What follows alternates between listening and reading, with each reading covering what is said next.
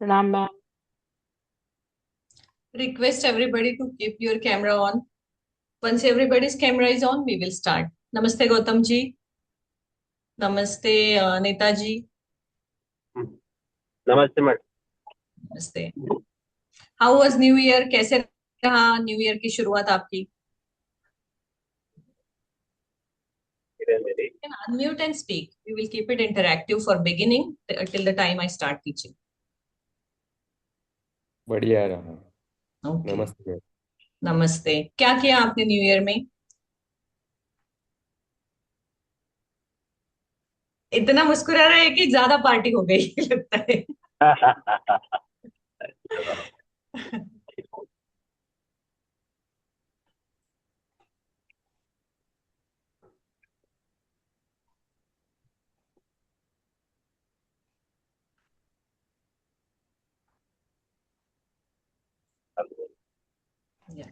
सो आज जो है वो हम वास्तु पे गाइडेंस लेंगे। बाकी का जो आपका है वो ग्रुप में अपडेट कर दिया है कि कौन से दिन एस्ट्रोलॉजी का होगा, कौन से दिन वास्तु का होगा। नोट्स भी आप लोगों को प्रोवाइड कर दिए गए हैं। उसमें कोई भी डाउट होगा तो उसका क्वेश्चन आंसर डे हमारा जो होगा उसमें हम लेंगे, वो सेपरेटली होगा।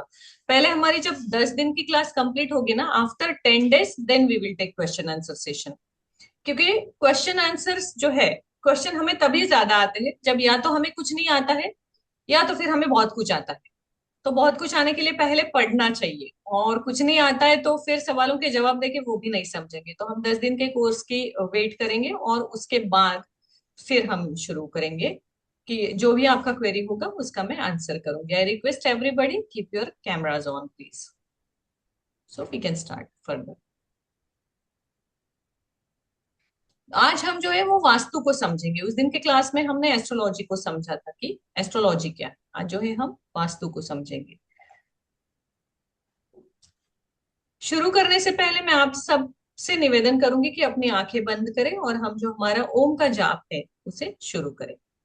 3 बार लंबी गहरी श्वास लेंगे हम, और 3 बार श्वास को छोड़ेंगे धीरे धीरे। जैसे तीनों श्वासों के बाद हमारा एक छोटा सा प्राणायाम हो जाता है, उसके बाद लंबे गहरे श्वास को लेते हुए फिर हम जो है वो ओम का उच्चारण 3 बार करेंगे। So let's close your eyes.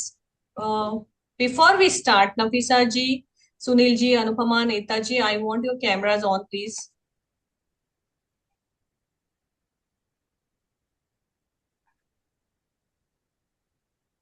Thank you.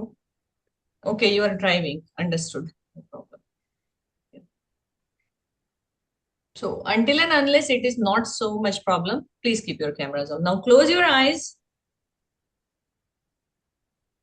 Ma'am, I'm driving. Sorry for this. No problem. We are starting, so please keep yourself on the mute. Close yourself, your eyes. Take a long deep breath. हथेली आसमान की तरफ खुली हुई। श्वास को रोक के रखिए। 3, 2, 1 एंड एक्सेल। एक और बार लंबे गहरी श्वास। 3, 2, 1 एंड एक्सेल। धीरे धीरे धीरे फिर से एक लंबे गहरे श्वास खुलेंगे। 3, 2, 1 एंड एक्सेल। अब हम जब लंबे गहरे श्वास लेंगे उसे छोड़ते हुए ओम का उच्चारण करेंगे। कोशिश कीजिए आपका ओम मिनिमम 30 सेकेंड का। Oh.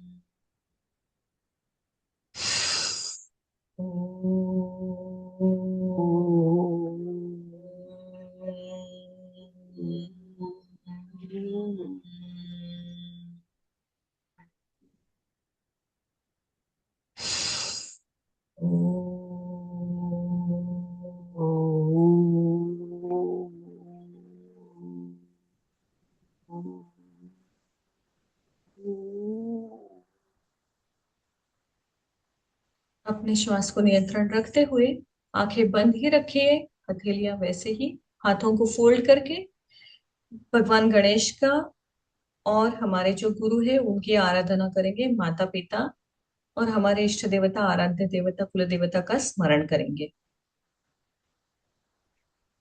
हमारी स्पिरिचुअल जर्नी के लिए उनसे आशीर्वाद लेंगे।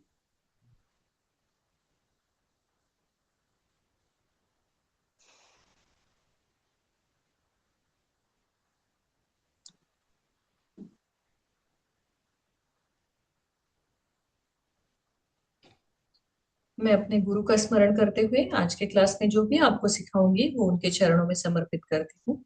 जो भी गलती होगी उसका मैं स्वीकार करती हूँ। अब मैं आपको निवेदन करती हूँ, हल्के से अपनी हथेलियां एक दूसरे पर रब करें और आंखों से घुमाते हुए धीरे धीरे अपनी आंखें खोलें।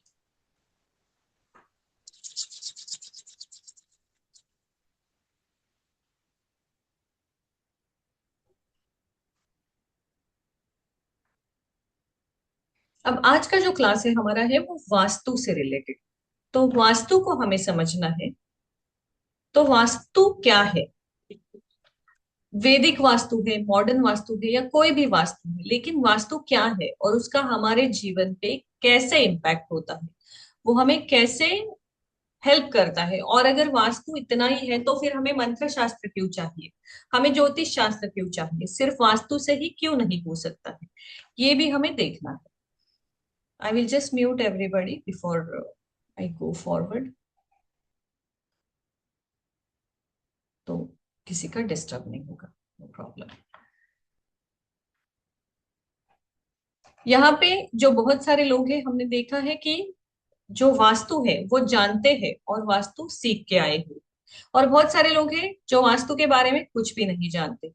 तो जब भी हमें वास्तु जो है उसे समझना है तो हमें क्या समझना है, तो हमें दशा जो हमारी कुंडली में होती है, दिशाएं जो हमारे घर में है, देवता जो हमारी कुल देवता है, संरक्षण देवता है, इष्ट देवता है वो, और ग्रह जो हम जन्म से अपने डेस्टिनी चार्ट में लेके आए हैं, उन सब को समझना है। उसके साथ ही 5 एलिमेंट्स और 8 डायरेक्शन, उनका जो बैलेंस है वो हमारे घर में कैसा है, इसे देखना है। तो आज के क्लास में हम जो हमारे जो एस्ट्रोलॉजी और वास्तु के दोनों क्लास है उसका सिलेबस दिया गया है, उसी प्रकार से हम पहले 3, आखिरी 3, आगे के 3 ऐसे स्टेप बाय स्टेप सीखेंगे ताकि कोई भी गड़बड़ ना हो। अब वास्तु को जब हम समझते हैं, तो जब वैदिक वास्तु हम जानते हैं तो वैदिक वास्तु का मतलब क्या है? वैदिक वास्तु का मतलब है 5 एलिमेंट्स, पंच महाभूत जो है पृथ्वी, जल, अग्नि, वायु और आकाश, यानी earth element, water element, fire element, air element and space. इन सब का जब परफेक्ट बैलेंस हमारे घर में होता है, उसके बाद जो एनर्जी क्रिएट होती है उससे हमारे घर की जो घटनाएं है वो फिक्स हो जाती है, क्योंकि हर दिशा एक प्रकार की ऊर्जा जो है उसे कैरी करती है। और वो ऊर्जा कहाँ से आती है? तो वो ऊर्जा आती है सूर्य प्रकाश से और इन 5 एलिमेंट से। तो जिस दिशा से प्रकाश आएगा उस दिशा में कौन सा एलिमेंट एक्टिव है और वो कितने प्रोपोर्शन में हमारे घर में एंट्री कर रहा है, इसका जो कैलकुलेशन है उसके ऊपर हमारे घर में रहने वाले व्यक्तियों की जो घटनाएं है वो डिफाइन होती है। और वो घटनाएं जो है उनका हमारी कुंडली से भी जो है वो मैच होता है। कुंडली मतलब क्या है कि हमारा डेस्टिनी चार्ट। तो हमारा डेस्टिनी चार्ट कैसा है वो भी हम वास्तु से देख सकते हैं। और दोनों में से अगर मान लीजिए कि आपकी कुंडली आपके पास है और आपका राहु या शनि, किसी राहु और शनि को पाप ग्रह मानते हैं, वो किसी ऐसे प्लेसमेंट में है जहां से वो आपको तकलीफ ही दे रहा है, तो क्या आपके लिए संभव है कि आप अपने राहु का पोजीशन चेंज करोगे? नहीं कर सकते, क्योंकि जो जन्म के समय हमारी ग्रह स्थिति है वो फिक्स है। हम ट्रांजिट में जो है उसका लाभ जरूर उठा सकते हैं, जो एक प्रेजेंट कर्मा में थोड़ा सा फायदा मिलता है, लेकिन जन्म के समय जो इवेंट हम लेके आए हैं उससे छुटकारा नहीं। तो वास्तु हमारी मदद यहाँ करता है कि जब आप कुंडली चेंज नहीं कर सकते हैं तो उस ग्रह को अपने घर में अगर आप वेल प्लेस्ड रखोगे तो वो आपको ज्यादा अच्छे रिजल्ट देगा। जितना डैमेज देने वाला है उतना डैमेज नहीं देगा। इसीलिए सूर्य जो है उसको सबसे ज्यादा महत्व दिया जाता है कि जहां जहां सनलाइट है वहां वहां से निगेटिविटी और बुरी घटनाएं जो है वो चली जाती है। लेकिन ये एक बेसिक मान्यता है। जब हम वैदिक वास्तु को देखते हैं तो उसमें सूर्य को भी पाप ग्रह की तरह देखा जाता है, उसे भी पाप ग्रह माना जाता है।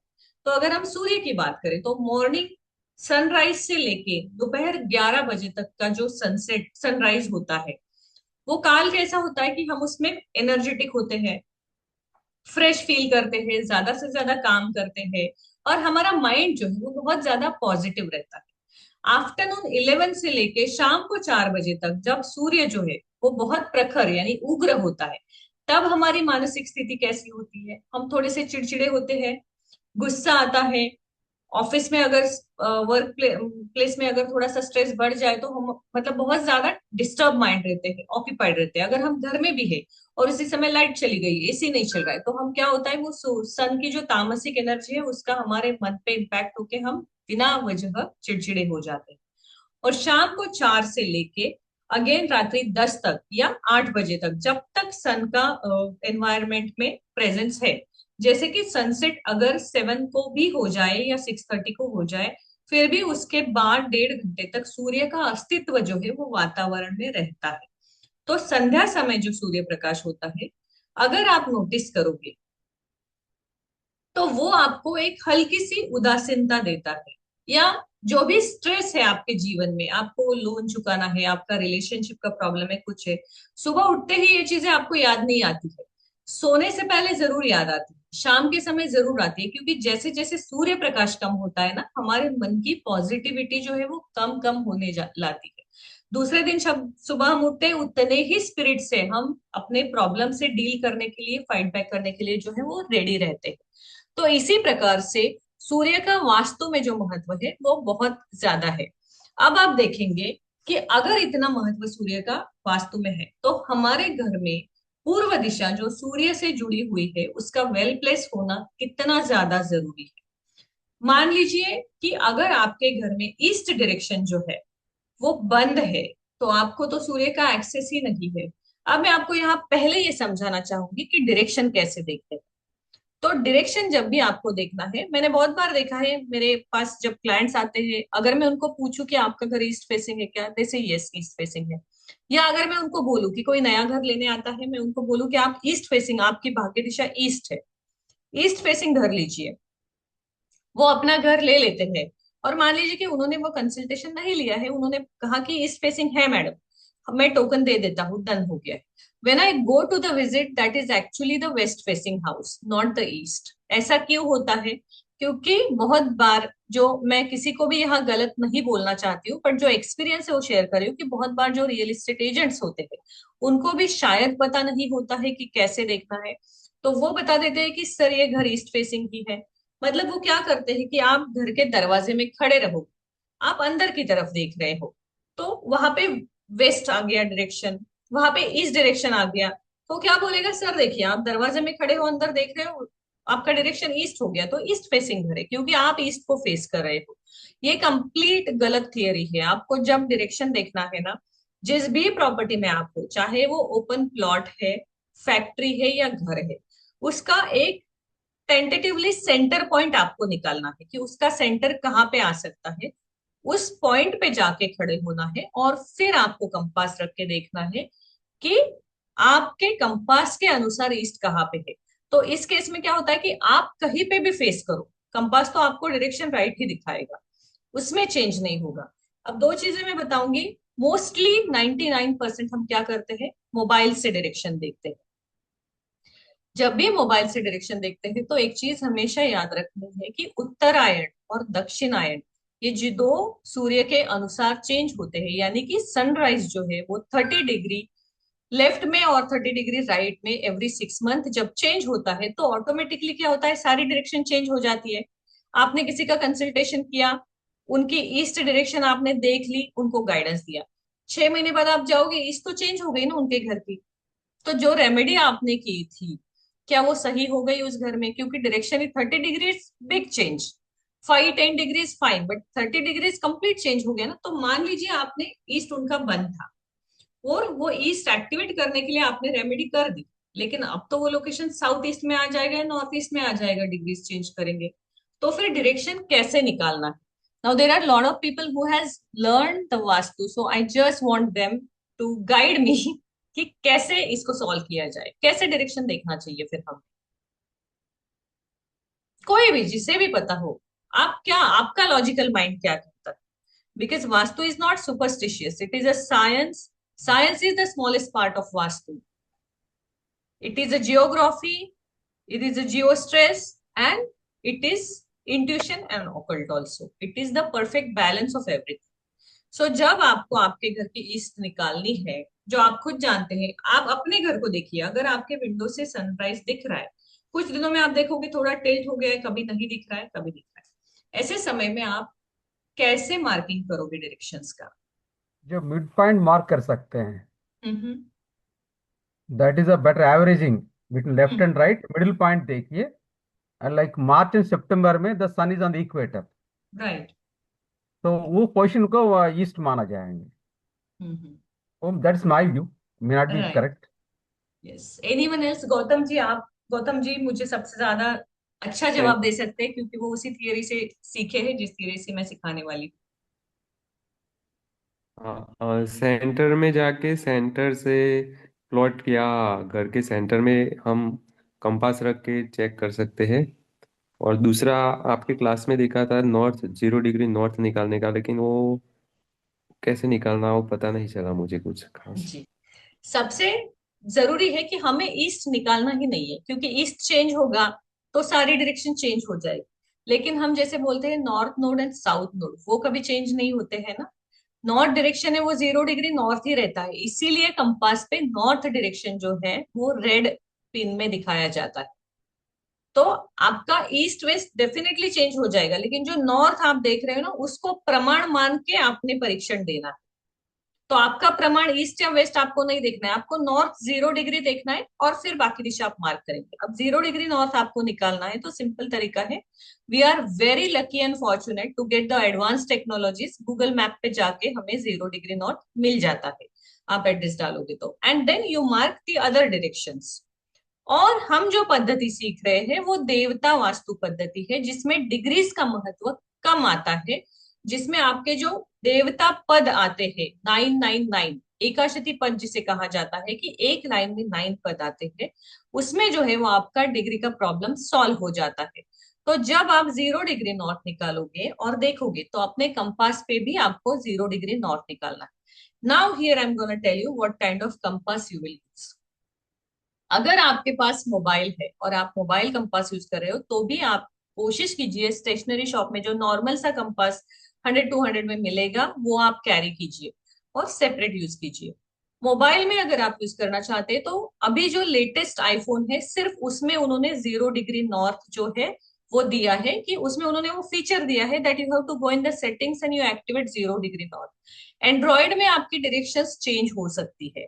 आपको एक्सपीरियंस लेना है तो आप एक ही वास्तु में 2 बार जाओगे ना, एंड्रॉइड एंड्रॉइड जो है ना वो आपको थोड़ी सी डायरेक्शन चेंज दिखाएगा, क्योंकि उसका जो है जियोपैथिक स्ट्रेस का उस पर इम्पैक्ट होता है। Because it is a technology, तो जो उस पर इम्पैक्ट होता है उससे डायरेक्शन सही पकड़ में नहीं आती है। इसलिए जितना हो सके सिंपल सा छोटा सा कंपास हमेशा अपने साथ रखिए और उसी से देखिए द बेस्ट वे। सस्ता सा 200 300 500 में तो best of the best quality का आ जाएगा, आप 100 का भी लेंगे सेम डायरेक्शन दिखाएगा आपको। लेकिन कंपास लीजिए, मोबाइल से डायरेक्शन देखना टालिए। दूसरी बात है, पहले आप सेंटर से देखेंगे, फिर आप मेन डोर से भी देखेंगे, और जो उस प्रॉपर्टी का एंड आता है 3 अलग अलग जगह से आप डायरेक्शन देखोगे। आपका 5 to 7 डिग्री से ज्यादा डिफरेंस नहीं आना चाहिए किसी भी डायरेक्शन में, अगर आपने लोकेशन भी चेंज किया है तो। अगर आप मान लीजिए कि सेंटर से देख रहे हैं तो आ रहा है मेन डोर से 5 डिग्री, चलेगा एकदम, उससे ज्यादा डिफरेंस आपको नहीं आएगा। और आप किसी भी डायरेक्शन में फेस करें, आपका कंपास नॉर्थ तो आपको एक्यूरेट दिखाएगा। तो वो कब पॉसिबल होगा? जब आप सेंटर से देखते हैं। अब दूसरी बात यह है कि जब हम वास्तु को समझना चाहते हैं, आप अपने घर का फ्लोर प्लान अपने आंखों के सामने इमेजिन कीजिए। Now I am telling you कि आप अपने घर के सेंटर में खड़े रहिए और इमेजिन कीजिए कौन सा रूम कहाँ पे आ रहा है, और उस प्रकार से अपने रूम्स को देखिए। अब इसके बाद आप देखोगे कि आपके नॉर्थ ईस्ट जो है वहां मंदिर भी आ रहा है, लेकिन घर बड़ा है तो उसी डायरेक्शन में दूसरे कॉर्नर में बाथरूम भी आ रहा है। ऐसी चीजें हो सकती है, या दूसरा कोई बेडरूम आ रहा है, लिविंग रूम, तो कोरिलेट चीजें होती है। तो उसको कैसे हैंडल करना है, उसके लिए हम हमारे क्लास में घटबिंब दृष्टांत जो थियरी है उसको सीखेंगे। घटबिंब दृष्टांत थियरी मतलब आपका जो ब्रह्म स्थान है वो आप मेन प्रॉपर्टी से निकालेंगे, उसके बाद आप हर रूम में जाके अलग अलग से फिर से डायरेक्शन देख के उसको भी मार्किंग करेंगे, और उसको मार्किंग करने के बाद अपने लॉजिकल माइंड से डिसाइड करेंगे कि कैसे आपको वहां पे करना है। अब ये करने की जरूरत क्यों है? ये करने की जरूरत इसलिए है क्योंकि हमारे रूम्स तो अलग है ना, कहीं पे बेडरूम है, कहीं पे स्टडी रूम है, तो उसका फर्नीचर कैसे रखना चाहिए ये समझने के लिए हमें इन चीजों की जरूरत होती है। लेकिन ये कौन सा पार्ट हुआ? जब आपका घर रेडी हो गया उसके बाद तब जाके हम फर्नीचर तक पहुंचेंगे। अब तक घर हमारा रेडी नहीं है। तो घर रेडी करने से पहले हमें सबसे पहले क्या समझना है कि वास्तु अगर किसी भी प्रॉपर्टी का देखना है तो हम दो एक पॉइंट ऑफ व्यू आज समझेंगे। एक एज अ क्लाइंट कि आपको खुद का घर बनाना है, और दूसरा एज अ वास्तु कंसल्टेंट कि आप किसी की वास्तु देखने के लिए जा रहे हैं। दोनों पॉइंट्स में आपको सिचुएशन कैसे हैंडल करना है ये डिफरेंस है। मान लीजिए आप अपने घर के लिए पहले देख रहे हैं कि आपके घर का वास्तु जो है उसको देखना है, तो उसे देखने के लिए आपको सबसे पहले क्या करना है? अपनी कुंडली देखनी। आपके कुंडली में आपकी जो भाग्य दिशा है उस भाग्य दिशा का स्थान आपके घर में कैसा है। जो भी आपकी भाग्य दिशा है वो आपको मैक्सिमम अपॉर्चुनिटीज जीवन में लेके आती है। तो वो दिशा आपके घर में वेल प्लेस्ड है या उस दिशा में वास्तु दोष है, ये डिफाइन करेगा कि आने वाली अपॉर्चुनिटीज आप ग्रैब कर पाओगे या नहीं। जैसे कि आपकी भाग्य दिशा कुंडली कहती है कि आपको अपॉर्चुनिटी आएगी, लेकिन आपका घर डिसाइड करेगा वो अपॉर्चुनिटी आपको मिलेगी या नहीं। ऐसे क्यों होता है? क्योंकि कुंडली में हमें फ्री विल और फिक्स कर्मा ये दो चीजें होती है। अगर फिक्स कर्मा में चीज आती है तो वो हो ही जाती है, फ्री विल में होती है हम उसे टाल सकते हैं या मजबूत कर सकते हैं, डिपेंड ऑन द गुड और बैड इवेंट। उस प्रकार से तो मान लीजिए कि किसी की भाग्य दिशा जो है वो पूर्व है, और उनके घर में पूर्व में स्टेयरकेस है, ईस्ट में पानी है, जल तत्व एक्टिवेट है, ईस्ट बंद है, बाजू में बड़ा कंस्ट्रक्शन है, तो क्या हो गया? उनकी भाग्य दिशा बंद हो गई। अब कुंडली में हम उसको एक्टिवेट नहीं कर सकते हैं, घर में भी हम कुछ नहीं कर सकते हैं क्योंकि बाजू में बड़ी बिल्डिंग हो गई है ना। You can not do anything that way. आप इंटरनल रेमेडी करोगे। तो ऐसे समय पे जब आपको रेमेडीज किसी भी प्रॉपर्टी में परमानेंट सॉल्यूशन के लिए करनी है, वो आप इमिडिएटली जाके कंस्ट्रक्टिव ये नहीं करोगे। तो जो पूर्व दिशा का स्वामी है सूर्य, सूर्य का जो बीज मंत्र आता है रिम, उस बीज मंत्र का जाप उस घर में रहने वाले लोगों से 21 दिन तक करवाएंगे, ताकि उनकी ऊर्जा उस पूर्ण परमानेंट रेमेडी के बदलाव के कारण होने वाले चेंजेस को झेलने के लिए सक्रिय हो जाए। So do not ever think कि अगर आपके पास कोई वास्तु कंसल्टेंट आया है और वो आपको बोल रहा है कि आपकी पूर्व बंद है और परसों अच्छा मुहूर्त है, मैं आता हूँ और चलिए आपके वहां पे मैं पर्ल्स गाड़ देता हूँ, सिल्वर गाड़ देता हूँ और हम ये करते हैं। इतना सडन चेंज नहीं करना है अगर आपकी कुंडली की अंतरदशा या प्रत्यंतर दिशा सपोर्टिव नहीं है। क्योंकि अगर आप वो इन्वेस्ट कर रहे हैं तो आपकी प्रत्यंतर दशा, अंतरदशा या मुख्य आपकी जो दशा आती है विषोत्तरी, वो तो चेंज होने में टाइम लगता है। 3 महीने लगते हैं, 1 साल लगता है, 1.5 साल या 20 साल, जो भी वो ग्रह उसको डिफाइन करता है उस अनुसार। लेकिन जो प्रत्यंतर दशा है वो छोटी होती है ना, वो अगर किसी पाप ग्रह के अंडर आ रही है तो वो मुहूर्त वास्तु का चाहे कितना भी शुभ हो, फिर भी आपकी दशा आपको सपोर्ट नहीं कर रही है ना, तो आपको दोनों चीजें टैली करनी है। इसीलिए जब आप सिर्फ वास्तु में बदलाव करने जाते हो ना बिना कुंडली देखे, तो बहुत बार क्लाइंट को रिजल्ट नहीं आता है क्योंकि उसका समय नहीं आया है। It is like you are taking the medicine, but it is not, the medicine is perfect, but it is not for your problem. आपको फीवर है और आप सर्दी खांसी की मेडिसिन ले रहे हो, तो क्या वो आपको रिजल्ट देगी चाहे कितनी भी अच्छी दवाई हो? जब वो आपके बीमारी से सिंक्रोनाइज ही नहीं हो रही है तो वो आपको रिजल्ट देगी ही नहीं। इसलिए आपको पहले आइडेंटिफाई करना है कि मेरी बीमारी कब है और मेरा इम्यून सिस्टम क्या बोल रहा है, मैं रेडी भी हूं या नहीं हूं, और फिर उसके बाद जाके आपने वो मेडिसिन लेना है। दैट मीन्स कोई भी अगर आपको परमानेंट सॉल्यूशन रिकमेंड करे तो आपको खुद को भी एनालाइज करना आना चाहिए कि अभी ये जरूरी है, क्योंकि पैसा तो आपका जाएगा ना एज अ क्लाइंट। एक बड़ा इन्वेस्टमेंट आप करोगे वास्तु में चेंज करने का, उसका लाभ अगर आपको नहीं होने वाला है तो वो करने से कुछ मतलब है नहीं है। तो आपकी भाग्य दिशा को आपने समझना है, और उसको एक्टिवेट करने के लिए उसका जो भी स्वामी है उससे रिलेटेड जो भी मंत्रोपचार है उसको पहले 21 दिन शुरू करना है। अपने डाइट में वैसे चेंजेस करने हैं। And believe me, it's not a magic कि आपको कोई आके बोलेगा कि मैं बहुत बड़ी वास्तु कंसल्टेंट हूँ और कल मैं रेमेडी करूंगी परसों आपका लाइफ ठीक हो जाएगा। कोई बोलता है, प्लीज डू नॉट बिलीव। कर्मिक सिद्धांत जो है वो इतना आसान नहीं है कि किसी का जीवन बदल दे। इसके दो एग्जाम्पल मैं आपको यहाँ पे दूंगी आगे चल के, कि जब कभी सडन चेंज होता है तो वो कैसे होता है, उसका बैकग्राउंड क्या होता है, नहीं होता है तो क्यों नहीं होता है। इसीलिए हमें अपने आप को, चाहे वो अच्छा या बुरा बने, उसके लिए रेडी करना जरूरी है। और डेफिनेटली अच्छी घटना आपके साथ होगी अगर आपका रेमेडी सही समय पे हुआ है, आपकी कुंडली की सही दशा में हुआ है और आपको सही गाइडेंस मिला है। आपको कोई भी रिजल्ट अच्छे आने से रोक नहीं सकता। 100% आपको रिजल्ट अच्छे आएंगे क्योंकि आपके इनपुट्स हर जगह से परफेक्ट है। और कोई भी वास्तु कंसल्टेंट है वो अपने 100% देगा, लेकिन अगर आपका भाग्य साथ नहीं दे रहा है तो भी वहां पे रिजल्ट नहीं आएगा। इसलिए इन दोनों का सिंक्रोनाइजेशन होना बहुत जरूरी है। Now this was from the point of view of client. अब हम देखते हैं कि आप एक वास्तु कंसल्टेंट हैं, आपको क्लाइंट आया है, आपको उसको ट्रीट करना है। यहाँ पे आपको क्या करना है, आपको सारी डायरेक्शन पता है, आपको सब पता है कौन सी डायरेक्शन के लिए कौन सी रेमेडी। तो हमेशा समझना है कि वास्तु की रेमेडी जनरलाइज नहीं होती है कि पूर्व है तो पूर्व में यही डालना है, तो हर घर में आप पूर्व में सिल्वर और मोती डालते गए, ऐसे नहीं होता है। उस व्यक्ति की कौन सी दशा चल रही है ये आपको देखना है, क्योंकि वो व्यक्ति आपको कल 10 अच्छे रेफरेंस देने के लिए लायबल है अगर आपने सही गाइडेंस दिया और उसको रिजल्ट आया। मतलब आपका बिजनेस उस पर डिपेंड है जो गाइडेंस आप देने वाले हो। इसलिए आपको बहुत बारीकी से करना है। बुक्स पढ़ के, यूट्यूब से इधर उधर से रेमेडी उठा के उसको चिपका नहीं देनी है। समझना है कि उसका टाइम भी आया है या नहीं आया है। उसको आया है, निराश भी हमें नहीं करना है। हमें किसी क्लाइंट को नहीं बताना है कि भाई तेरा कुछ नहीं हो सकता है, जा। हम इसलिए है ही नहीं, हमारा पहला कार्य है उसको मॉरल सपोर्ट देना, लेकिन मेडिसिन तब देना जब उसको मेडिसिन खाने का टाइम आया है, मतलब रेमेडी तब करना। अब ये बात हो गई रेमेडी की। Now here since we are dealing with the 5 elements, energies. Energy का मतलब ही क्या होता है कि आप किसी भी एनर्जी से जब डील करते हो, तो आप अगर देखो तो हम कितने भी मॉडर्न है, टेक्नोलॉजी है, सब कुछ है, एक सुनामी आया या एक कुछ नेचुरल डिजास्टर आया तो हमारा क्या होता है, पूरा का पूरा जीवन, शहर, सब कुछ बर्बाद हो जाता है। क्यों? क्योंकि नेचर हमें हमेशा सिखाता है, no matter how much you grow, I am always above you.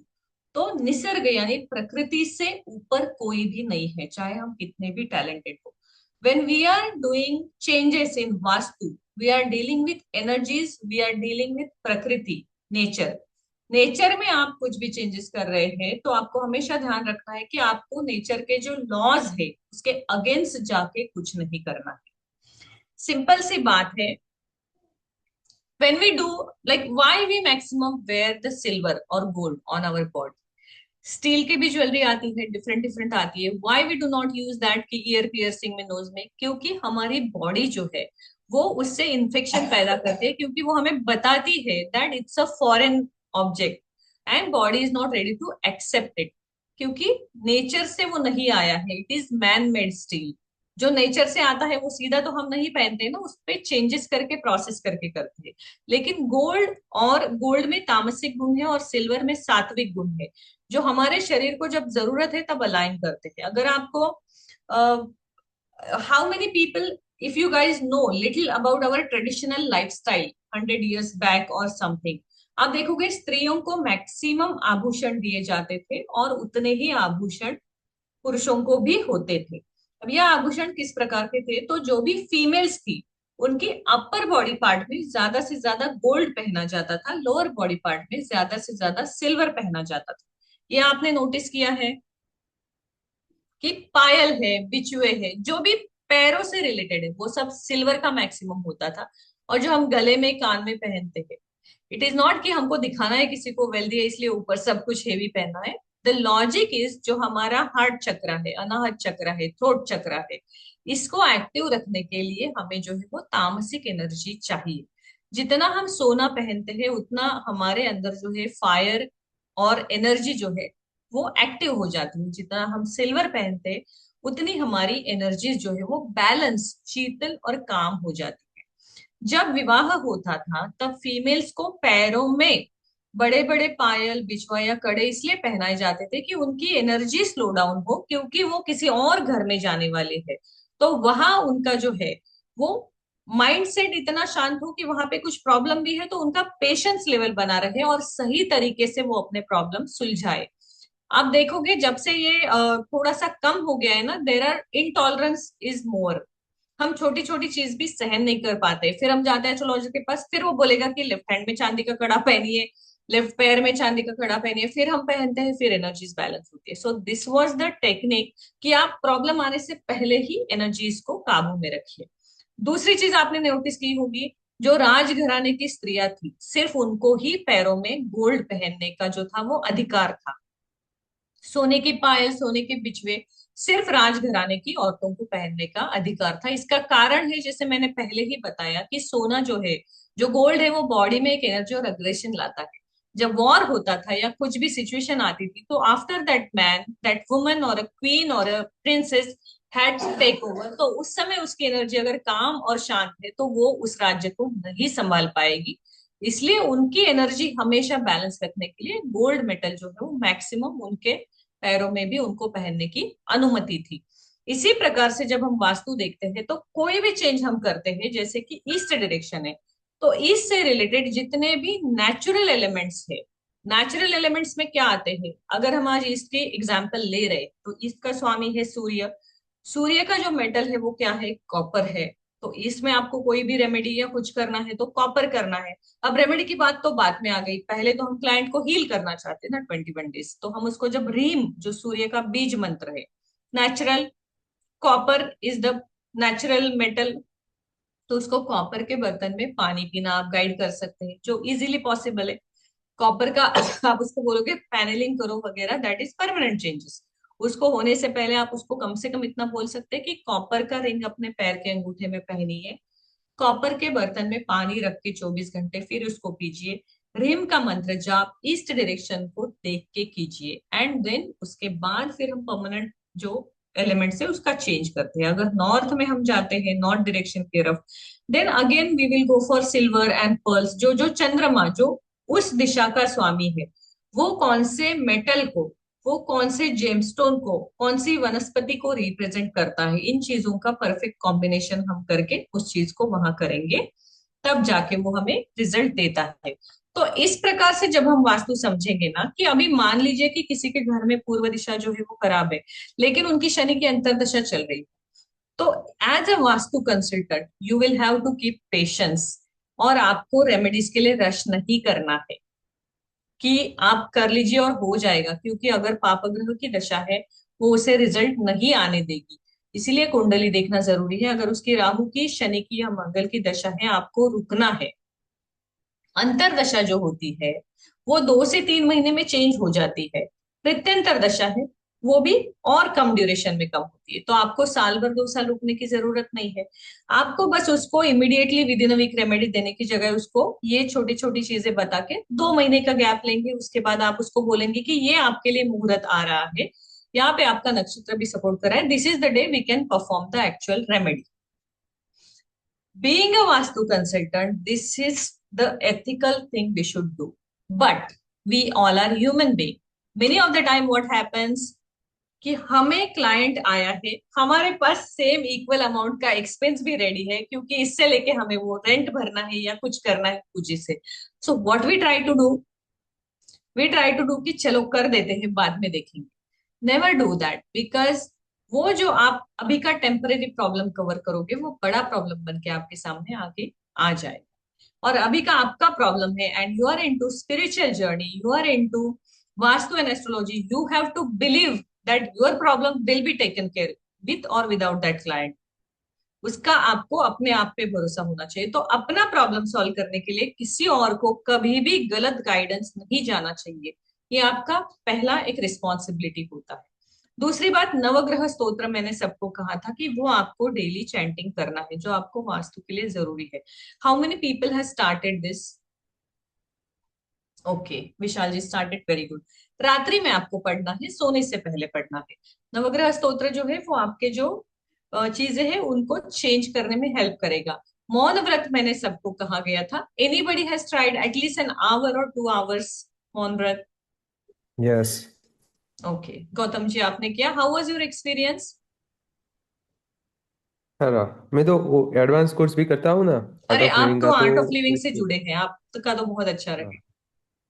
हाँ, तो अच्छा रहा, फिर भी मैंने कल ही किया वो। ओके जी। तो जब जब आपको हमेशा अगर पॉसिबल नहीं, जैसे मैंने आपको कहा था सेकंड लॉर्ड के दिन आपको करना है, जो आपका इंट्यूशन एक्टिवेट करेगा। अब ये हो गया, इसके बाद हमें क्या समझना है कि जो भी वास्तु हम देखने वाले हैं, वो वास्तु जब हमारे पास ऑनलाइन कोई फ्लोर प्लान आता है तो हम क्या देखते हैं? उस फ्लोर प्लान को देखते हैं, उसके विंडोज कहाँ है, डोर क्या है, सब ठीक है। लेकिन उस फ्लोर प्लान के बाहर उसके आसपास कौन सी दिशा में क्या है ये देखना भी जरूरी है, क्योंकि प्लान पे आपने देखा नॉर्थ तो पूरा खुला है, बड़ा सा टेरेस है, सब कुछ है। फिर इसके यहाँ पे मनी फ्लो क्यों नहीं है, प्रॉब्लम क्यों है? साइट विजिट तो आपने की नहीं है। जब आप साइट विजिट करोगे पता चलेगा उससे थोड़ी दूरी पे 50 मीटर पे ही बड़ा सा बिल्डिंग है जो इसकी नॉर्थ की एनर्जी को रोक रहा है। तो जब तक आप ये नहीं देखते हो आप ये नहीं कर सकते हो। So whenever you are giving online guidance along with the floor plan and the Google Map direction, you have to ask clients कि आप चारों साइड का आउटसाइड का वीडियो भी करके भेजिए, ताकि आपको हर डायरेक्शन का जो है वो पता चले कि कौन सी डायरेक्शन जो है उसमें कौन सा प्रॉब्लम है। कभी कभी प्रॉब्लम घर के अंदर नहीं है लेकिन घर के बाहर भी है। अब बाहर के प्रॉब्लम को आप चेंज नहीं कर सकते हैं, तो उसी समय आप ये डिसाइड करोगे कि अंदर आपको क्या रेमेडी करनी है। मतलब आपके घर की नॉर्थ खुली है आपके क्लाइंट की, और बाहर बिल्डिंग है, इसलिए आपको नॉर्थ की रेमेडी फिर भी करनी पड़ेगी। And then you will understand कि क्या करना है, कैसे करना है, उसको कैसे एक्टिवेट करना है। इसलिए कभी भी सिर्फ फ्लोर प्लान देख के गाइडेंस मत दीजिए। वीडियो देखिए, गूगल मैप देखिए, सराउंडिंग देखिए उसका। अगर पॉसिबल है 99% ऑफलाइन विजिट कीजिए। Must, offline visit is must, इसलिए क्योंकि हम सोचते हैं कि टेक्नोलॉजी है, सारी चीजें अवेलेबल है ऑनलाइन, हम देख के बता सकते हैं। Until and unless you enter in that vastu और property you will not feel the energies. हमें एनर्जीज पता होने जरूरी है, वहां पे पॉजिटिविटी है, निगेटिविटी है, कैसा है। जब तक आप वहां पे जियोपैथिक स्ट्रेस कितना है आपको वो भी तो चेक करना है, उसकी एनर्जीज कितनी है। जब तक ये चीजें आप नहीं करोगे, सिर्फ फ्लोर प्लान से आपको वाइब्रेशन नहीं आएगी। बहुत कम लोग ऐसे इंडिया में है, भारत में है या बाहर भी है, जो सिर्फ फ्लोर प्लान पे वो एनर्जीज भी सिंक्रोनाइज करते हैं। जितने भी है सब एकदम हिमालयन योगी के लेवल पे उनका नॉलेज है, हमारा उस लेवल पे नहीं है। तो हमें क्या करना है, अपने क्लाइंट को कोई भी गाइडेंस देना है ना, हर डायरेक्शन से जो है वो परफेक्ट होना चाहिए।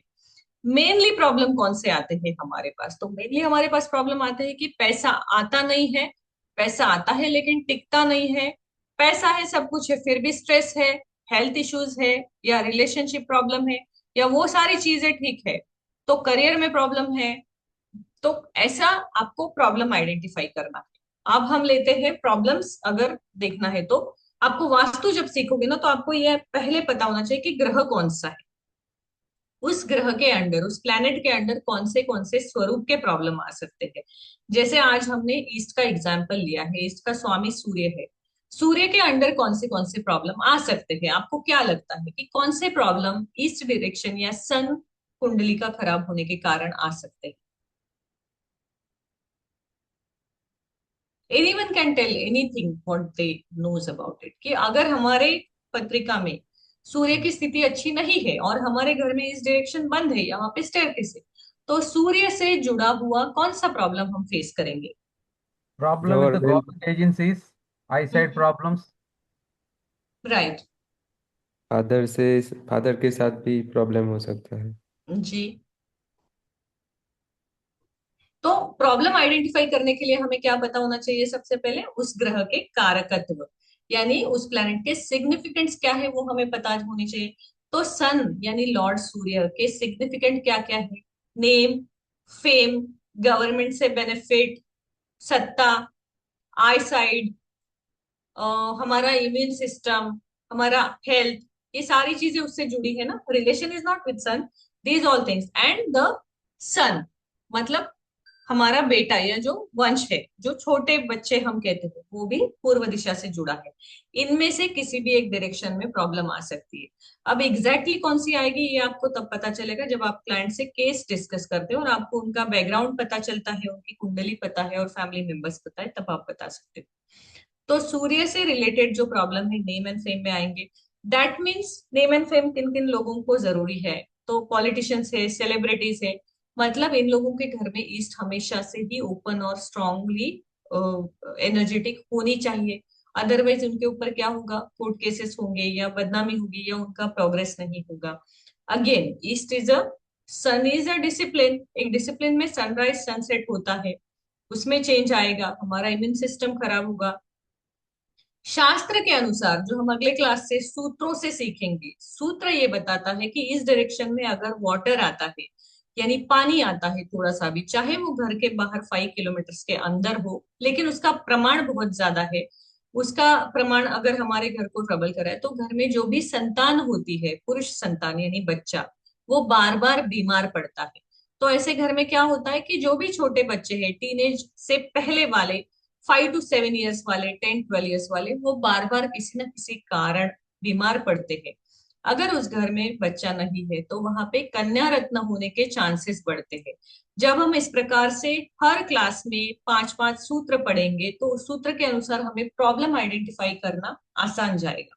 तो आज मैंने ये आपको एक एग्जाम्पल के तौर पे लिया था कि क्या एग्जैक्टली है, मतलब हमारा सबसे पहला होमवर्क क्या है, कितने ग्रह है, how many planets we have, 7 planets, 9। 2 nodes, Rahu and Ketu. तो उनके जो सिग्निफिकेंट है वो क्या क्या है वो हमें पता होने चाहिए, वो आपको निकालना है कि उनका जो सिग्निफिकेंट है वो हमारा प्रॉब्लम, तो वही पॉजिटिव होगा।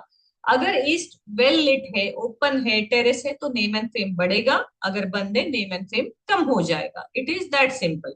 तो आपको हर ग्रह को ऐसे समझना है, जो मैं आपको समझाऊंगी क्लास में। सूत्र के साथ हमारी वो सारी चीजें आ जाएगी, लेकिन इसके अलावा आपको अपने साइड से भी जब स्टडी करनी है ना, तो फोकस करना है कि हर प्लैनेट का मैक्सिमम सिग्निफिकेंट जो है वो आपको पता होना चाहिए। Then only you will be able to identify the problem. क्योंकि जब आपको कैरेक्टरिस्टिक पता है तभी जाके, जैसे अभी मोहन जी ने बताया कि आई साइड, बिकॉज ही न्यू कि सूर्य जो है वो आंखों की दृष्टि को भी रिप्रेजेंट करता है। जब हमें वो कारकत्व पता होगा तब जाके हम उसके ऊपर बात कर सकते हैं। इस प्रकार से हमने आज एक प्लैनेट को सिर्फ समझा हुआ है। अब हम देखेंगे कि हर जो सूत्र के अनुसार हम उसको देखेंगे वो कैसे होगा। Now one more thing I want to tell you here, Vastu consultants and architectures, they do not go hand in hand. Agree? उन दोनों का अपना नॉलेज होता है, दोनों को अपने नॉलेज पे भरोसा होता है। और अगर वास्तु के हिसाब से घर बनाना है तो आर्किटेक्चर को डिजाइन में कॉम्प्रोमाइज करना पड़ता है। और बहुत बढ़िया सुंदर घर बनाने के लिए डिजाइन परफेक्ट करना है तो क्या होता है, वास्तु कंसल्टेंट में कॉम्प्रोमाइज करना पड़ता है, जो आगे चल के उस सुंदर घर में आपको सुख नहीं मिलने वाला है, क्योंकि आपने कुछ चीजें गलत कर दी।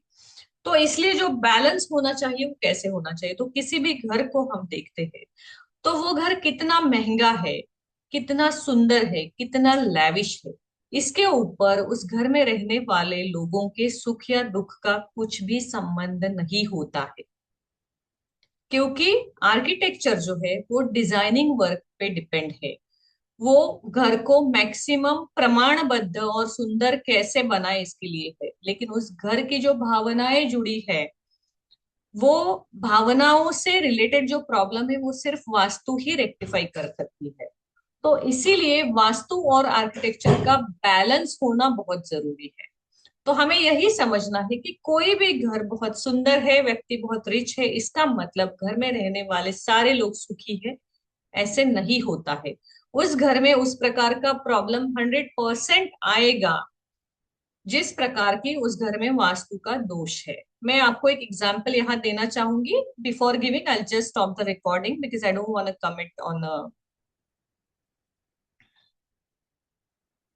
मैं कभी रिकॉर्डिंग पॉज करूँ तो जैसे मेरा आपको बता के हो जाए ना incident, just remind me to keep the recording on again for future. अब आपको, आप किसी गवर्नमेंट ऑफिस जाते हैं, पुलिस स्टेशन जाते हैं, कहीं पे भी जाए, hospital, you have to analyse कि वहां पे बाथरूम कौन सी डायरेक्शन में है, लिविंग रूम सिटिंग एरिया कौन सी डायरेक्शन में है। तो मान लीजिए किसी हॉस्पिटल में सिटिंग एरिया वेस्ट में है, तो बार बार पेशेंट आ रहे हैं जा रहे हैं, ये सारी चीजें आपको ऑब्जर्व करते रहनी है, and then we can discuss it. अगर किसी भी बिल्डिंग को आपको देखना है तो उसमें किस प्रकार के लोग रहते हैं, किसी के घर गए तो वो जॉब में है या बिजनेस में है, तो बिजनेस की डायरेक्शन कौन सी है, इनका बिजनेस जिस तरीके का है उस डायरेक्शन का इनके घर से क्या कनेक्शन है। These all small points should be always running in your mind, that will make you perfect in this.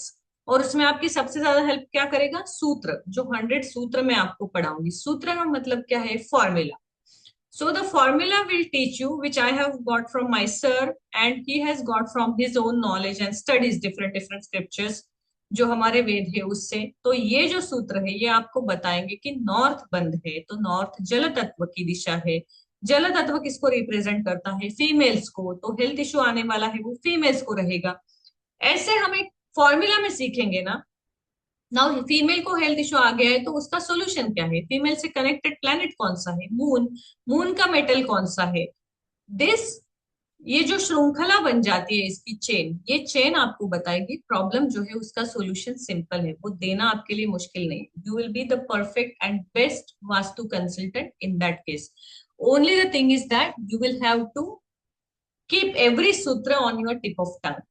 तो दूसरी चीजें जैसे जैसे मैं आपको सिखाऊंगी तो आपको करना क्या है, उसको पढ़ते रहना है। सिर्फ हफ्ते में एक बार हमने लेक्चर किया और हो गया नहीं, इसी लेक्चर को आप 3-4 बार रिपीटेड देखेंगे, जो नोट्स आपको दिए हैं वो पढ़ेंगे, और उसके साथ साथ जो सूत्र मैं आपको अलग से दूंगी वो मैं अभी क्लास के बाद ही आपको शेयर करूंगी, वो आप पढ़ेंगे।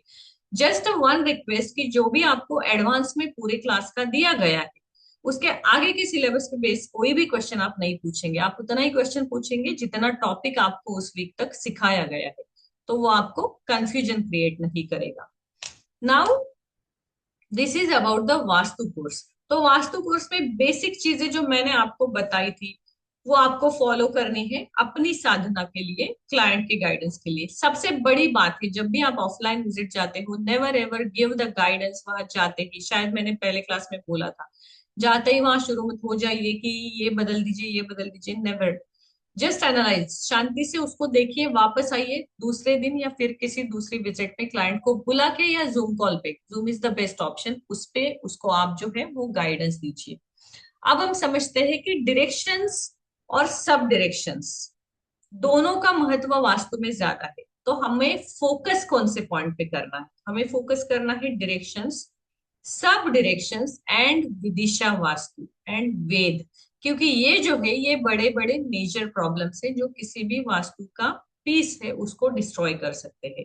कोई भी हाउस जब बहुत परफेक्ट बनता है और उस व्यक्ति की दशा उसको सम्मत नहीं करती है वहां रहने के लिए, एक ही डिफेक्ट जो सबसे बड़ा होता है पूरे सुख की जो है वो, मतलब पूरे सुख को मिटा देता है, तो उस प्रॉब्लम को आइडेंटिफाई करना आपको आना चाहिए।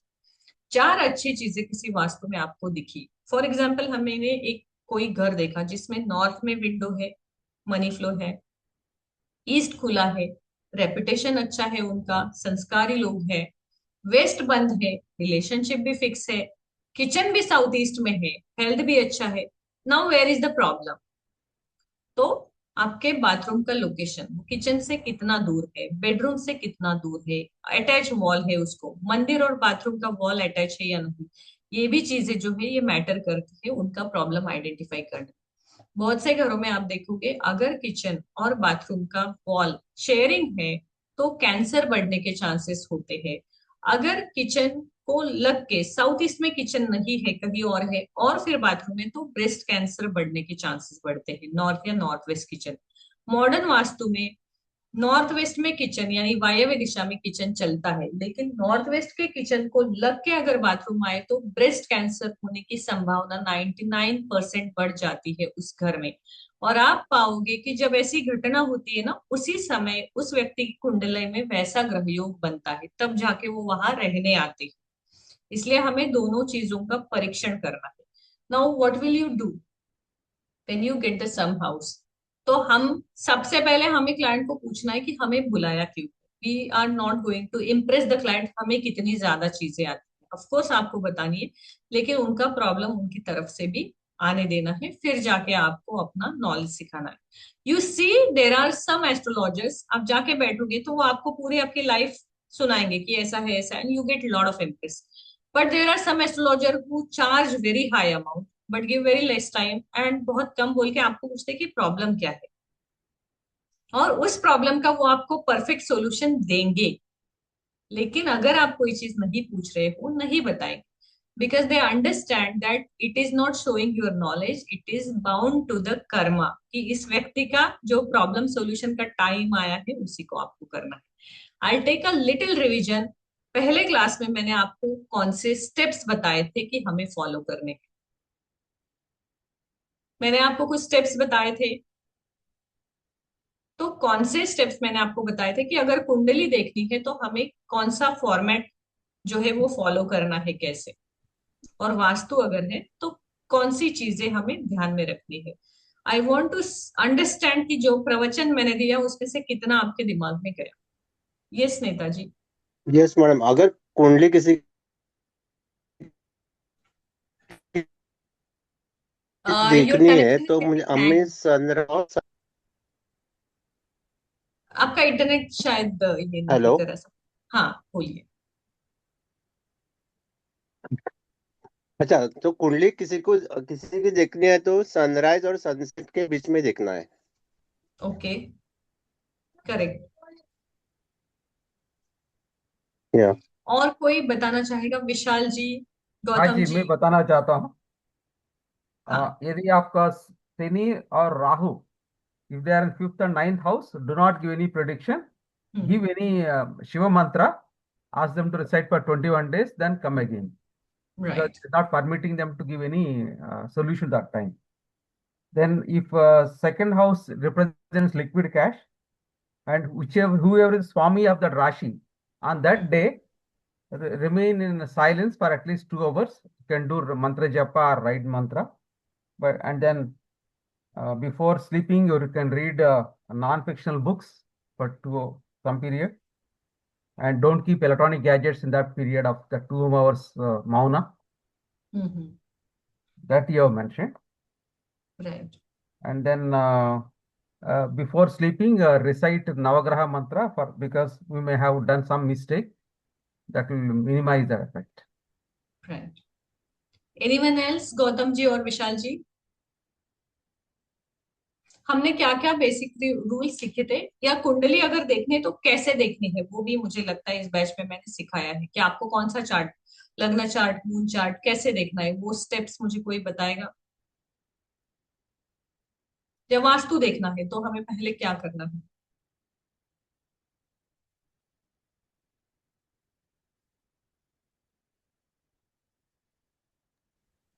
वास्तु देखना है तो पहले तो डायरेक्शन नॉर्थ, 0 डिग्री नॉर्थ से निकालनी है, हम्म। और दिशाएं, मेन डायरेक्शन कौन सी है, वहां पे क्या आता है वो देखना। जी। और नॉर्थ और उसके कुंडली में कुंडली में दशा कौन कैसी सी चल प्लेस है वो रही भी है। देखना है, मतलब नॉर्थ डायरेक्शन में कुंडली में कौन सा प्लैनेट है ये भी हाँ। देखना है।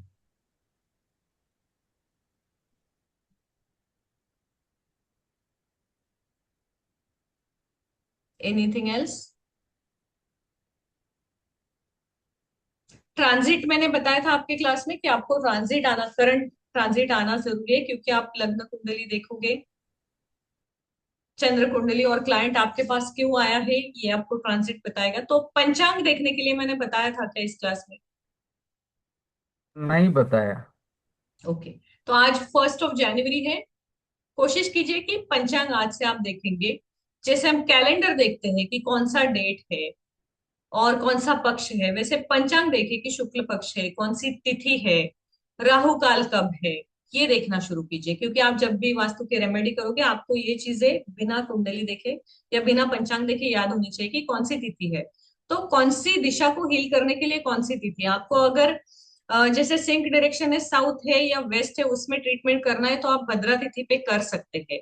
अगर आपको नॉर्थ या ईस्ट में करना है तो पूर्णा तिथि की जरूरत होगी, तो पूर्णा तिथि कौन सी है, ये आने के लिए आपको पंचांग देखने की आदत होनी चाहिए। तो जो पंचांग आता है यानी हिंदू कैलेंडर, वो देखने की आदत डालिए आज से डेली। अगर राहु काल आता है तो उसमें कोई क्लाइंट आता है तो शायद हो सकता है आपके पास से कोई गलत प्रिडिक्शन जाए, तो आपने पहले वो भी देखना है कि दिन में राहु काल कब है, उस समय आपने क्या करना है। बहुत छोटी चीजें हैं, बट ये ही जाके आपको एक परफेक्ट एस्ट्रो वास्तु कंसल्टेंट बनाएंगी जब आप इसको फॉलो करेंगे। पंचांग कितने लोगों के पास है? अगर नहीं है तो कोई भी मोबाइल ऐप आप डाउनलोड कर सकते हैं। कुंडली ऐप में रेकमेंड करती हूँ। कुंडली नाम से एक ऐप आता है, ऑरेंज कलर का सन उसका लोगो है, वो मैं रेकमेंड करती हूँ। उसमें अगर आप पंचांग देखोगे तो वो बहुत अच्छे से डिटेल में बताते हैं कि कौन सी तिथि कब शुरू हुई, कब खत्म होने वाली है, कौन सा ग्रह कहाँ पे है, आज चंद्रमा कहाँ पे है, आज सूर्य कौन सी राशि में है। ये हर एस्ट्रो वास्तु कंसल्टेंट को आना जरूरी है। जब तक ये नहीं आएगा, आपको प्रॉब्लम पता है, सॉल्यूशन पता है, लेकिन उसका रिजल्ट नहीं आएगा। क्योंकि सर्जरी सही समय होना जरूरी होती है और सही समय आपको पंचांग बताता है। तो कुंडली ऐप आप सब लोग डाउनलोड कीजिए और उसमें आप देखिए कि रोज की ग्रह स्थिति को समझने की कोशिश कीजिए। यहाँ पे है कोई जो डेली पंचांग देखने की जिसको आदत है? Anyone does it? Rakhi ji, आप देखते हो? अच्छा। तो डेली जैसे हम कैलेंडर देखते हैं ना, इंग्लिश कैलेंडर, हमें कोई पूछे डेट क्या है, we without checking calendar knows दिन कौन सा है, वी नो। इसी प्रकार से पंचांग भी हमें पता होना चाहिए, तब चीजें बहुत आसान हो जाती है। अगर आप रोज पंचांग देखोगे अगले 45 डेज तक, उसके बाद आपको उस व्यक्ति को देख के आप उसके घर का नक्शा बता सकोगे।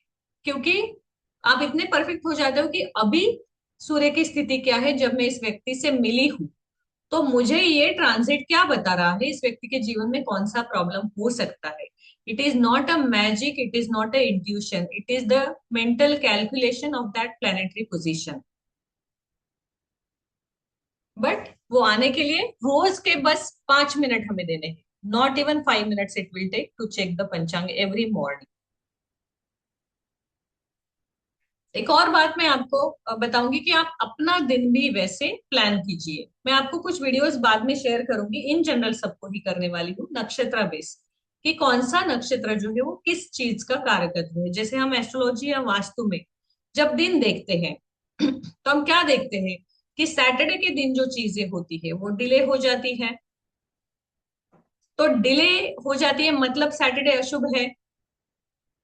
नहीं, सैटरडे अशुभ नहीं है। जो चीजें हमें डिले होनी चाहिए वो उस दिन करनी है।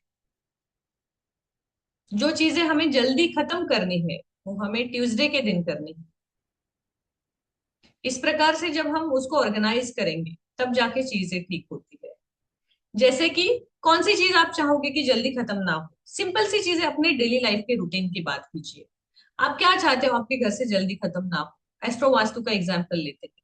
ग्रोसरी, हम नहीं चाहते ना बार बार ग्रोसरी स्टोर जाए या ऑनलाइन भरे। सैटरडे के दिन अगर आप ग्रोसरी भरते हैं तो फिर वो जल्दी खत्म नहीं होती है, because it gets delayed. Friday के दिन अगर आप लग्जरियस आइटम जैसे कि परफ्यूम है या क्लोथ्स है वो खरीदते हैं तो वो आपके ऑरा को एनहांस करने में और ज्यादा हेल्प करते हैं। अगर आपको स्टडी शुरू करना है कोई भी नया, तो थर्सडे के दिन पुष्य नक्षत्र आएगा या संडे के दिन पुष्य नक्षत्र आएगा। ये 2 दिन करोगे तो 100% उस स्टडी में आप मास्टर हो जाते हो, क्योंकि आप कंसिस्टेंटली उसको टाइम देते हो। ये सारी चीजें है ना, ये बहुत छोटी छोटी है, लेकिन ये सूत्रों के अनुसार है और ये सूत्र हमें पता चले, it's like a secrets of success mantra. हमारे जीवन में बहुत सारी चीजें हैं, जैसे कि हमें लगता है कि जो डेस्टिनी चार्ट है उतना ही हमें मिलने वाला है, ऑफ कोर्स उतना ही, लेकिन हमें उसका आधा भी नहीं मिलता है। इतने एफर्ट डालेंगे तब जाके वो मिलेगा। इट इज लाइक कि मुझे अभी पैसों की बहुत जरूरत है और मेरे बैंक अकाउंट में पैसे नहीं है, लेकिन मैंने एफडी किया हुआ है ना, वो तो मैं भूल गई। वो एफडी का एक्सेस कैसे मिलेगा? जब ये सूत्र हम बार बार पढ़ेंगे तब जाके वो मिलेगा ना। मतलब हमारे पास है, बट हमें उसका एक्सेस नहीं है। वो एक्सेस हमें निकालना है, वो रास्ता ढूंढना है, और वो रास्ता हमें पंचांग देगा। जब हम 27 नक्षत्र सीक्वेंस में पढ़ेंगे, उसको समझेंगे, उसको कैसे यूज करना है। अगर आपको कोई भी स्टडी स्टार्ट करना है नक्षत्र बेस, आप पुनर्वसु नक्षत्र से स्टार्ट करते हो तो आप उसमें मास्टर होते हो, क्योंकि पुनर्वसु का मतलब है पुनर्वसन। तो आपने आज स्टडी स्टार्ट किया तो आप रिपीटेडली उसका प्रैक्टिस करोगे, रिपीटेडली प्रैक्टिस करोगे तब जाके आप उसमें मास्टर बनोगे। So use this all small techniques, not to just focusing on in a business कि मुझे एस्ट्रो वास्तु कंसल्टेंट बनना है, but in your personal daily life also, क्योंकि वो आपकी लाइफ को अंदर बाहर से पूरी तरह से परफेक्ट बनाने के लिए काम आए। और जब आप खुद एक परफेक्ट लाइफ में रहोगे तब आप किसी और की लाइफ में डेफिनेटली चेंज करने के सक्षम हो जाओगे। आज के क्लास में आपको किसी को कुछ सवाल पूछना है इस डायरेक्शन से लेके? यस विशाल जी। मैडम दो तीन सवाल है।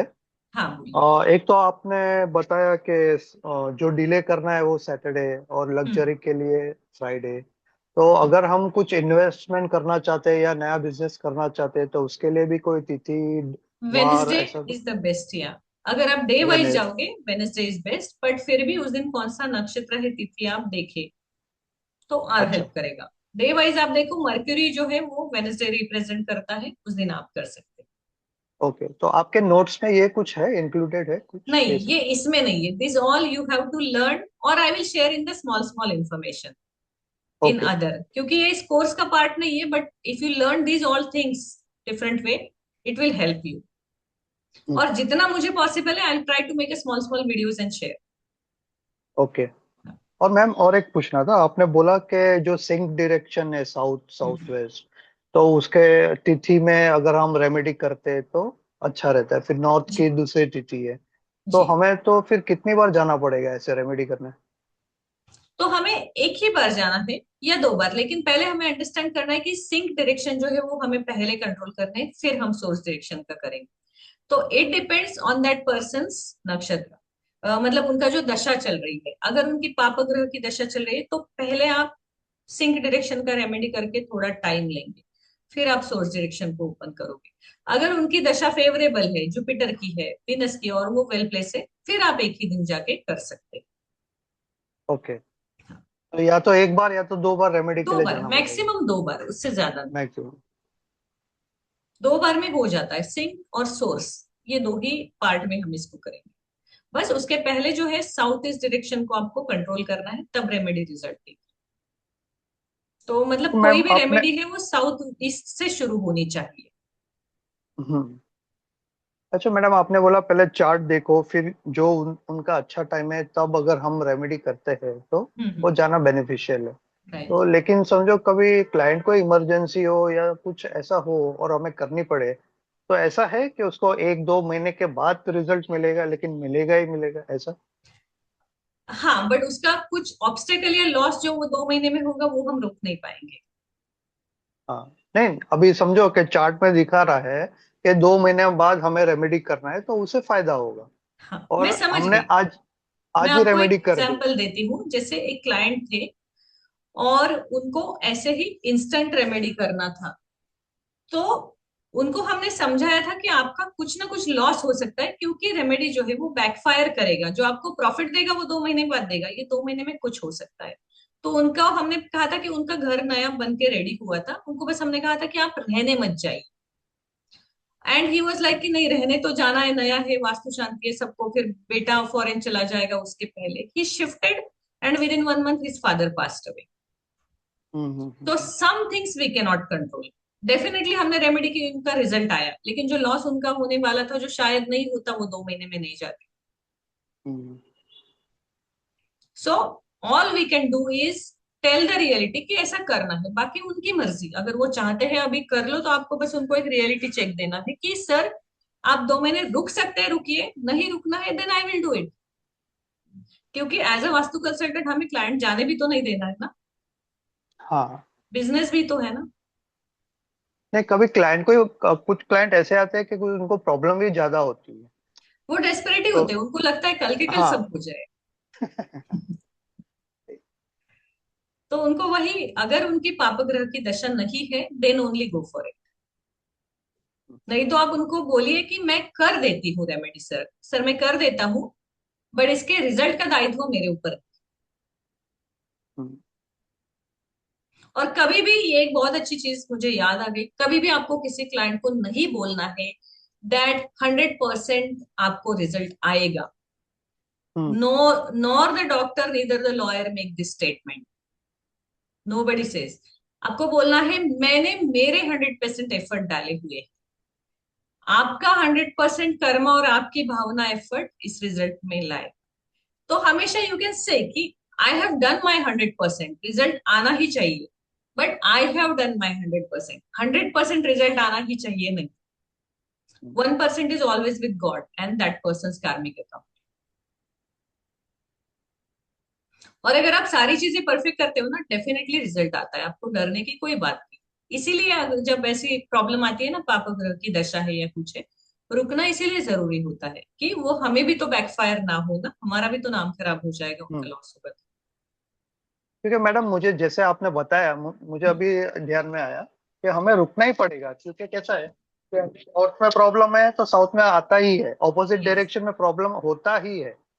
और मैंने मेरी लाइफ में देखा है आज तक जितने भी मैंने घर चेंज किए हैं, सेम डायरेक्शन में same problem same yes, repeat होते रहते हैं। क्योंकि जो वो भाग्य वैसा ही दिशा आपकी सिचुएशन है के वो घर। आपको वैसे ही पैटर्न का घर देगी हर बार। हाँ, और मुझे थोड़ा पता भी रहता है इसमें प्रॉब्लम है तो भी पसंद वही आता है, मतलब हाँ। कुछ एनर्जी अच्छी लगती है तो मैं ले लेता हूँ तो ऐसा कि इसीलिए ठीक है आपको फिर वास्तु वो रेमेडी एनर्जी। फाइंड आउट करना है कि चलो मुझे इसी में रहना है, तो जो डायरेक्शन है उसका सोल्यूशन भी मुझे पहले से ही करना है। हम्म, वो होता है, क्योंकि बहुत बार होता है जो आपकी भाग्य दिशा है ना, आपको उसी घर में लेके जाएगी।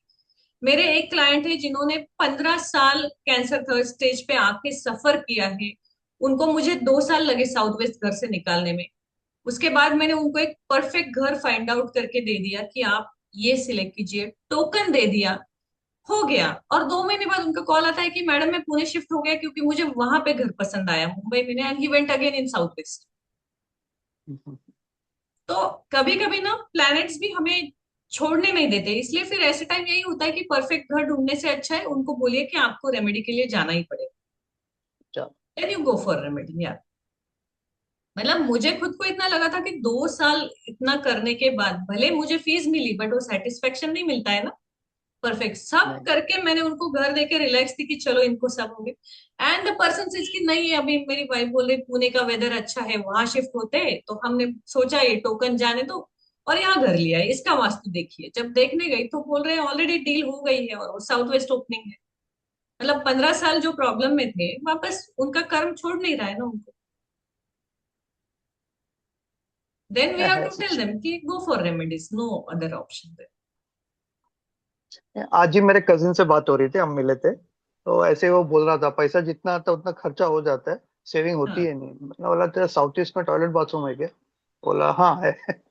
यस, तो होगा ही, शुक्र मंगल खत्म हो गया ना वहां पे, तो पैसे का प्रॉब्लम रहेगा ही। और मतलब हेल्थ का भी है पैसे का भी है बहुत, मतलब ठीक है अभी। हम्म, साउथ ईस्ट है तो मनी प्रॉब्लम, संतान प्रॉब्लम आएगी ही। नॉर्थ ईस्ट है, हेल्थ प्रॉब्लम आएगी। ये दो हम्म, जो चीजें है ना वास्तु में, इसको हम कोशिश करते हैं कि उनको बोलते हैं कि remedy is the last option.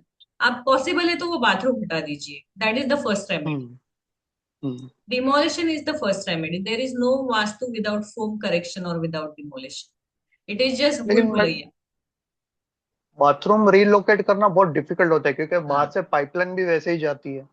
हाँ, तो इसके लिए उसका एक प्रोसेस है, वो सब करना पड़ता है, और वो बहुत महंगा पड़ जाता है क्लाइंट को। मतलब बहुत ज्यादा पैसा उसी में जाता है कि वुडन फ्लोरिंग डालो, फिर उसके पास एक्रिलिक डालो, फिर thermocol, because we have to cut down that negative vibration from there. हाँ, हाँ। और बहुत बार ऐसा होता है कि ऑप्शन नहीं है, कि बाथरूम है और हमें चाहिए ही, क्योंकि हम कहीं और बनवा नहीं सकते, इसको हटा सकते हैं लेकिन कहीं और बनवा नहीं सकते। Then you have to go कि मंगल है और शुक्र है साउथ ईस्ट में, दोनों के जेमस्टोन्स, दोनों की वनस्पति, उसका प्रमाण उसकी दशा के अनुसार लेके वहां स्थापना कर दीजिए।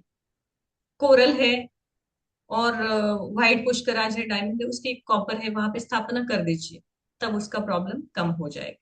बट जब आप ये करेंगे ना, तो साउथ ईस्ट के 180 डिग्री पे क्या है वो पहले एनालाइज करना। हम्म। नॉर्थ क्योंकि कभी वेस्ट में। कभी हम एक प्रॉब्लम ठीक करते हैं उस घर में, मान लीजिए नॉर्थ वेस्ट है, वहां पे भी प्रॉब्लम है और उनके घर में बेटी है, तो साउथ ईस्ट आप जैसे ट्रीट करोगे ना, नॉर्थ वेस्ट 180 डिग्री पे ब्रह्मस्थान को लेके एक्टिवेट हो जाएगा। तो इनका फाइनेंशियल प्रॉब्लम रुक गया, लेकिन बेटी के कारण बदनामी होना बढ़ जाता है। तो हमें वो आइडेंटिफाई हम्म। करना है, north west connect to the daughters. इसलिए हमेशा कोई भी रेमेडी सिंक डायरेक्शन की पहले करनी है, स्टोर डायरेक्शन की बाद में। और कोई भी रेमेडी करते समय जैसे आपको प्रॉब्लम पता चला ना, उसके 180 डिग्री की डायरेक्शन करेक्ट है या नहीं, ये देखना बहुत जरूरी और मैडम आपने बोला किचन और टॉयलेट की वॉल एक है, है। तो मतलब कैंसर वगैरह होने के चांसेस होते हैं, या तो नॉर्थ में अगर कुछ है तो लेडीज को हेल्थ इश्यूज होते हैं, जी। तो उसके भी मतलब इन आगे कोर्स में मतलब यस, रेमेडीज वो वगैरह है। हम सूत्र के अनुसार डिटेल सीखेंगे। ओके। और हाँ। जैसे मैडम आपने नवग्रह स्तोत्र दिया रात को ये करने हम्म। को, जैसे आपने मुझे अभी बोला कि मेरे भाग्य में भी वो है कि वैसे घर मिलते, तो हाँ। वो भाग्य चेंज करने के लिए भी कुछ बताइए, तो अच्छा एज पर वास्तु घर मिले। हाँ, तो एज पर वास्तु जब नहीं मिलता है ना घर, आपको यही है फिर घर के दूसरे मेंबर, 4-5 मेंबर जिसकी कुंडली स्ट्रांग है, अच्छी है, उसके नाम पे घर लीजिए। रहेंगे तो आप ही, अच्छा। घर आप ही का है, बस हाँ। उनके नाम पे रहेगा। ओके। ये पहला सॉल्यूशन है। दूसरा है कि आपको पता है साउथ वेस्ट है, तो रहने जाने से पहले ही साउथ वेस्ट का रेमेडी करके फिर जाइए। हाँ। क्योंकि परफेक्ट चीज नहीं मिलती है, इसीलिए वास्तु के रेमेडीज हैं। हम्म। या तो हम क्या कर सकते हैं, it works like allopathy in that case, the other way, कि बीमारी को बॉडी से निकाल नहीं सकते तो दबा दो। डबल। हाँ, तकलीफ नहीं होनी चाहिए। पर्पस क्या है कि हमें तकलीफ नहीं होनी चाहिए उसी चीज से।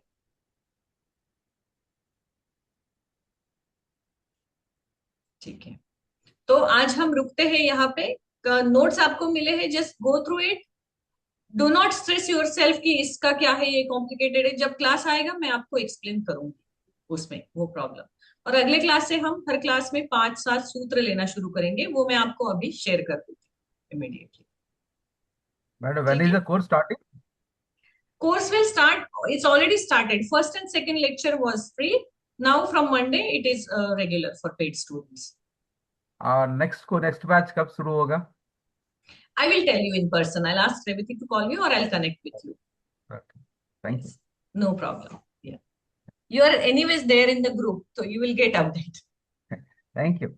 Okay, yeah. So we ma'am will, पहली बार मैं ग्रहों को साथ में वास्तु पढ़ रही हूँ, हाँ, क्योंकि जहां भी वास्तु पढ़ा रहे वहां ग्रह के बारे में नहीं पढ़ाते मैम। यस, कोई भी नहीं पढ़ा था, इसीलिए रिजल्ट नहीं तो आता। फिर हम यस हर यस। 2 साल में आप दूसरे दूसरे टीचर्स ढूंढते बैठते हो कि इसका अच्छा हाँ। है या उसका अच्छा है। एक यस ही मैम, टीचर आपको क्योंकि परफेक्ट मैंने पढ़ाएगा। बड़े बड़े इनके लेक्चर्स अटेंड किए हैं वास्तु पे, बट हम्म। किसी ने भी ग्रह दशाओं के बारे में कभी बात नहीं किया। उन्होंने रेमेडीज बताया, उन्होंने ये टेप लगा दो, वो बना, टेप का बहुत यूज बताया, सब कुछ। लेकिन ग्रह के बारे में आज पहली बार मैं देख रही हूँ। आई फील कि इट इज वैलिड एक्चुअली। अगर आपके ग्रह और चीजें आपके साथ में अलाइन नहीं है तो आप कितनी भी रेमेडी कर लो, it will not work. That is true. Right. तो मैम सिर्फ मैं आऊंगी टेप, आपके कोर्स में। डेफिनेटली टेप लगाने से हम कर्म नहीं बदल सकते हैं। मैंने बीच नहीं। में एक, नहीं। मेरे ही एक दोस्त ने लिखा था, बहुत अच्छा कोट था, ये ऑल्सो एस्ट्रोलॉजर। हमारा जो तांडव जो है वो कैसे बना है, शिव तांडव। हम्म। तो हम्म। रावण ने अपने जो वेन्स थी उसकी वीणा बना के उसको बजा के फिर तांडव की रचना की थी शिव जी को हम्म। प्रसन्न करने। तो रावण जैसे महारथी व्यक्ति जो इतने ज्ञानी है, उनको भी अपने वेन्स, अपनी नसों से वीणा बना के भगवान को उन्होंने समर्पण किया, तो भी भगवान ने उन्हें क्षमा नहीं किया ना। तो हम सिर्फ दूध चढ़ा के शिवलिंग पे कैसे सोच सकते हैं कि हमारे पाप धुल जाएंगे। इतनी तो छोटी छोटी अभी रेमेडीज हमारे जीवन आपने को सॉर्ट आउट नहीं इतनी सारी करती। चीजें बताई, अभी जैसे नॉर्थ ईस्ट के बारे में बताया, नॉर्थ वेस्ट ग्रह मतलब बेटियों का कहाँ से, और बेटों का, ये तो मेरे भी पास 3 बेटियां हैं, तो now I am recollecting things कि हाँ ऑफ यस, कोर्स ये चीजें वर्क करती है। Yes yes, it does work. Definitely. हाँ, और मेरा जो इस डायरेक्शन है, डेफिनेटली वहाँ प्रॉब्लम है। तभी जो क्लाइंट बेस मिलना चाहिए वो नहीं मिल रहा है, तो now I will think how to activate it. है ना, ये राइट। बहुत सारी चीजें। और फिर अभी मुझे कुंडली भी देखना है कि कहाँ मेरा सूर्य जो भी है वो चीजें हाँ। ये हो रही है। Definitely. This is really very nice. बहुत ही नॉलेजेबल था ये आपका batch. And I really appreciate your knowledge ma'am. You are thank excellent. You. नहीं, थैंक आप यू सब सो मेरे मच। साथ रहेंगे 1.5 महीने बाद, यही नॉलेज आपके पास होगा। Yes yes ma'am, definitely. I am feeling blessed. Thank you so much. Thank you. Just keep me in your prayers, that's all I want. Definitely ma'am. आप एक आपने जो ट्रांसफॉर्मेशन किया ना इतने दिनों में लाइफ में, it's amazing. I am really thankful to you for this. Thank you so much once again. God bless you ma'am. Thank you. तो हम आज के क्लास में यहाँ पे रुकते हैं। आपको मैं सूत्र जो है वो शेयर कर देती हूँ, and then we will learn by sutras, 10 सूत्र कैसे, एंड बीच बीच में हम केस स्टडीज भी लेंगे। After 10 classes then I will ask you to take your floor plan. Everybody can get their own floor plan and we will learn on that. उसका reason ये है कि प्रैक्टिस में अगर हम अपने फ्लोर प्लान पे सीखे ना, जल्दी क्यों सीखते हैं? क्योंकि हमें अपनी प्रॉब्लम पहले सॉल्व करनी है ना, फिर किसी की। So we will take everybody's chart to understand कि कहाँ पे क्या प्रॉब्लम है और कैसे इसको सॉल्व करना। तो अभी हम मिलते हैं अगले क्लास में मंडे। तब तक के लिए शुभम भवतु। शुभम भवतु। शुभम भवतु।